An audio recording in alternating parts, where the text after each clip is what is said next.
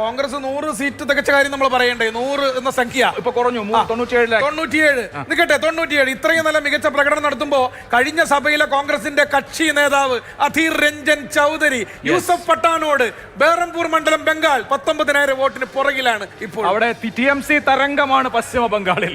അപ്പോ അധീർ രഞ്ജൻ ചൗധരി ഒരു പക്ഷേ അദ്ദേഹം വിജയിച്ച് വീണ്ടും ഡൽഹിക്ക് പോകാനുള്ള സാധ്യത കുറവാണ്. അല്ല, അങ്ങനെ ഏറ്റുമുട്ടിയ അധീർ രഞ്ജൻ ചൗധരിക്ക് മമതാ ദീദി ഒരു പണി കൊടുത്തതാണ്. അതിനു വേണ്ടിയിട്ടാണ് യൂസഫ് പട്ടാനെ കൊണ്ടുവന്നത്.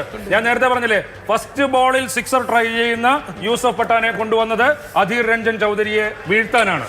അധീർ രഞ്ജൻ ചൗധരി മമതയുടെ വലിയ വിമർശകനായിരുന്നു. തെരഞ്ഞെടുപ്പ് ഘട്ടത്തിൽ നടത്തിയ വിമർശനം, ആ വിമർശനത്തിനൊടുവിൽ ACC അധ്യക്ഷൻ വരെ ഇടപെടേണ്ടി വന്നു. പാർട്ടി നയത്തിന് വിരുദ്ധമായി പറഞ്ഞാൽ തെരഞ്ഞെടുപ്പിന്റെ കളിക്കളത്തിലേക്ക് കക്ഷി നേതാവിനോട് പറയാണ്, ഞങ്ങളുടെ നിലപാട്, പാർട്ടിയുടെ നിലപാട്, നമ്മുടെ നിലപാടിനെതിരായി ഒന്ന് പറഞ്ഞാൽ, വിമർശിച്ചാൽ മമതയെ കുറിച്ച് നടപടിയെടുക്കുമെന്ന് വരെ പറയേണ്ടി വന്നു. ആ ഘട്ടത്തിലാണ് രണ്ട് മണ്ഡലങ്ങളിലും മാൾഡ ദക്ഷിണിലും ബറാംപൂരിലും മമതാ ബാനർജി ഇത്തവണ ഇറങ്ങിക്കളിക്കുകയായിരുന്നു. അവിടെ മാൾഡയിൽ പ്രത്യേക ഒരു ഹെലിപാഡ് തന്നെ ഉണ്ടാക്കിയിട്ടാണ് അവിടേക്ക് സ്ഥിരമായി യാത്ര ചെയ്ത് അവിടെ തൃണമൂൽ തരംഗം സൃഷ്ടിച്ചെടുക്കാൻ മമതാ ബാനർജി കളത്തിലിറങ്ങിയത്.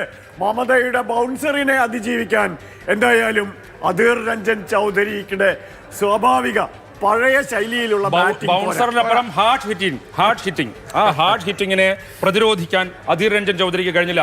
അധീർ രഞ്ജൻ ചൗധരി ശരിക്കും പറഞ്ഞു കഴിഞ്ഞാൽ അവിടെ വലിയൊരു ട്രബിൾ മേക്കറായി മാറുകയായിരുന്നു. ഹൈക്കമാൻഡിന് തലവേദന, അതുപോലെ തന്നെ മമതാ ബാനർജിക്ക് തലവേദന, എല്ലാ തരത്തിലും. അങ്ങനെ ഒരു തലവേദന ഇനി അങ്ങോട്ട് വരണ്ട, ഡൽഹിക്ക് പോകണ്ട എന്ന് തീരുമാനിച്ച കഴിഞ്ഞ പ്രാവശ്യം ഹൈക്കമാൻഡിന്റെ തീരുമാനം തന്നെ തെറ്റായിരുന്നു എന്ന് ഞാൻ പറയും. അവിടെ ലോക്സഭയിൽ കോൺഗ്രസിന്റെ നേതാവായി തെരഞ്ഞെടുത്തത് അധീർ രഞ്ജൻ ചൗധരിയാണ്. ആ തീരുമാനം തന്നെ തെറ്റായിരുന്നു.